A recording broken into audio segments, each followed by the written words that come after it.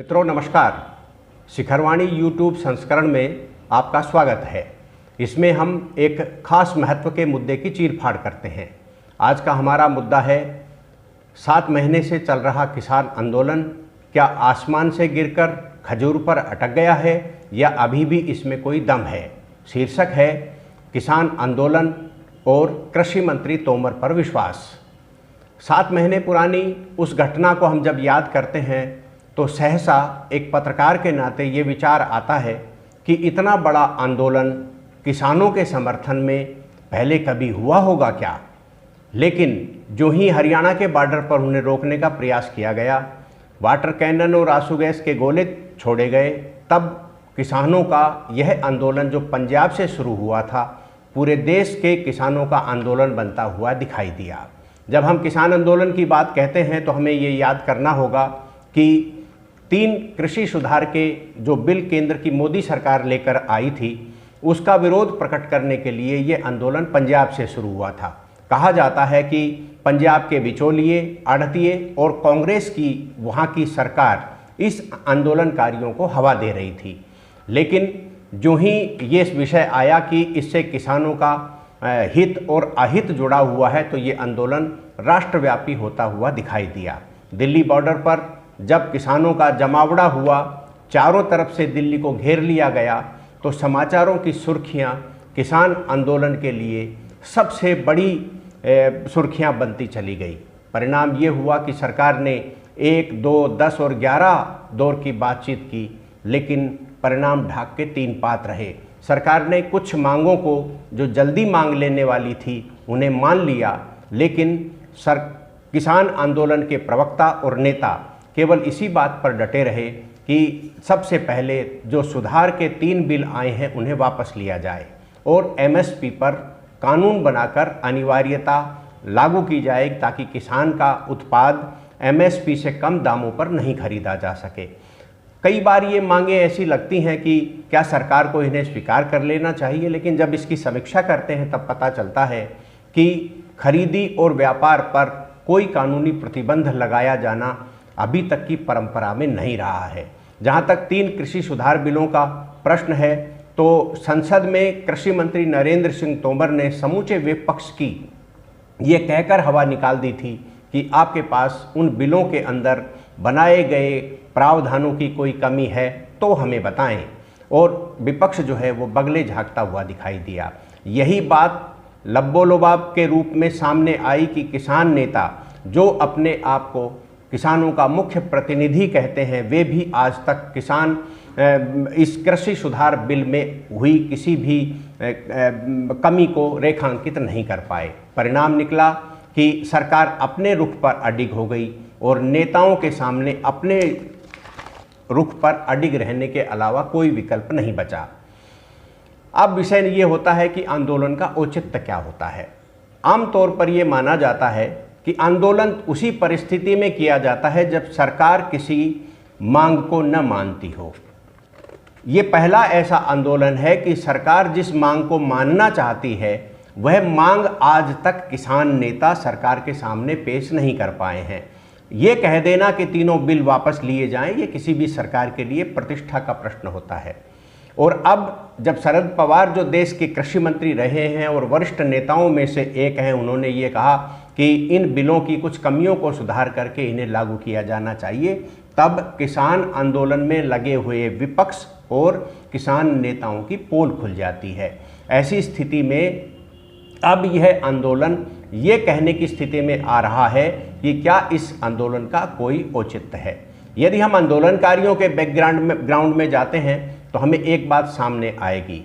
पंजाब में राहुल गांधी जब ट्रैक्टर पर सोफा लगा करके आंदोलन करने की शुरुआत कर रहे थे, या कैप्टन सरकार पंजाब में किसान नेताओं को हवा देकर दिल्ली के विरुद्ध मोर्चा खोलने के लिए तैयार कर रही थी, या वे आढ़तिये और बिचौलिए जो किसानों की मिलने वाली राहत की बड़ी पूंजी हड़प कर जाते हैं, वे किसान नेताओं को हवा देकर आंदोलन के लिए प्रेरित कर रहे थे, तब यह बात सामने आती थी कि किसान आंदोलन कोई न कोई परिणाम लेकर के हटेगा।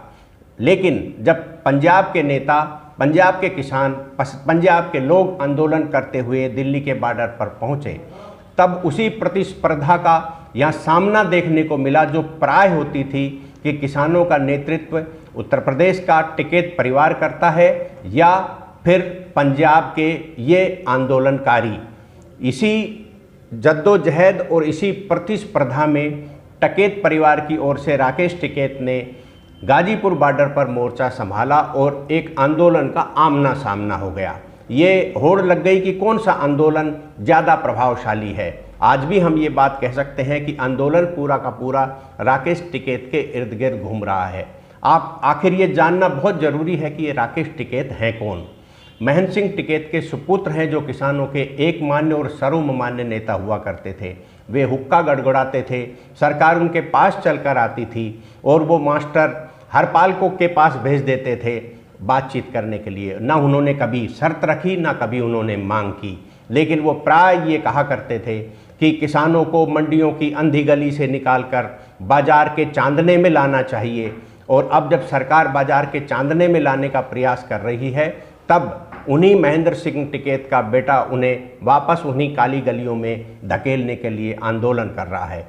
राकेश टिकैत की एक बात और है, आज वे बार बार इस बात का उल्हाना दे रहे हैं कि हम आपकी सरकार को गिरा देंगे, धमकी दे रहे हैं आपकी सरकार नहीं बनने देंगे। उन्होंने 2 बार चुनाव लड़ा है, दोनों बार के चुनाव में उनकी जमानत जब्त हुई है। जिसकी जमानत जब्त हुई हो वो सरकार बदलने की धमकी देता हो, इसके बावजूद भी भाजपा का केंद्रीय नेतृत्व, केंद्र की सरकार और प्रवक्ता आज तक असंयमित भाषा में कभी भी किसान नेताओं के विरुद्ध नहीं गए हैं। और यही एक प्रभाव है।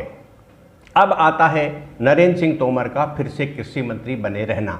नरेंद्र सिंह तोमर ने बहुत ही सलीके से कृषि मंत्री के रूप में किसान नेताओं के सामने सरकार का पक्ष रखा और शालीनता से किसानों से वह बात कहलवाने की कोशिश की जो सरकार कृषि सुधार बिलों में और सुधार करके उन्हें लागू कर सके। स्वामीनाथन समिति की रिपोर्ट को धीरे धीरे लागू करने वाली मोदी सरकार और उसके सूत्रधार बने नरेंद्र सिंह तोमर इतने बड़े बदलाव के बाद भी आज हिंदुस्तान के फिर से कृषि मंत्री हैं। और ये कृषि मंत्री बनने से ये स्पष्ट संदेश जाता है, नरेंद्र मोदी और अमित शाह नरेंद्र सिंह तोमर को कृषि मंत्री के रूप में एक अच्छी भूमिका के रूप में स्वीकार करते हैं और वे आज कृषि मंत्री हैं। आज जब हम किसान आंदोलन की परिणति की तरफ विचार करते हैं तब सामने आता है आखिर इन किसान नेताओं को किसान आंदोलन के रूप में राजनीति करने की क्या ज़रूरत थी। हम इस विषय पर बिल्कुल चर्चा नहीं करेंगे कि आंदोलन में किन किन ने भागीदारी की और उनकी भूमिका क्या रहती थी, क्योंकि किसान एक पवित्र नाम है, देश का अन्नदाता है। उसके बीच में राजनीति ना हम लाना चाहते हैं ना हम देखना चाहते हैं। ऐसी स्थिति में यह चिंता हमारे सबके सामने है कि 7 महीने से दिल्ली के बॉर्डर पर बैठा किसान कब घर वापस लौटेगा। लेकिन राजनीतिक आंदोलन की तरह होते हैं, किसान आंदोलन की तरीके से होते हैं। इन कृषि सुधार बिलों में देश के अधिकांश किसानों की स्वीकार्यता है, क्योंकि छोटे किसानों को इन सुधार बिलों से बड़ा लाभ होने वाला है। और इसी लाभ के कारण केंद्र की मोदी सरकार और केंद्र के कृषि मंत्री नरेंद्र सिंह तोमर आश्वस्त हैं। तभी ये कहा जा सकता है कि ये किसान आंदोलन आसमान से गिरकर खजूर पर लटक गया है। अटक गया है या लटक गया है ये अभी समझ में नहीं आ रहा। किसान नेताओं को अपनी समीक्षा करना चाहिए और सरकार के सामने वही बातें रखना चाहिए जो किसान हितैषी हैं। आज के इस अंक में इतना ही। मुझे सुरेश शर्मा को इजाज़त दीजिए। नमस्कार।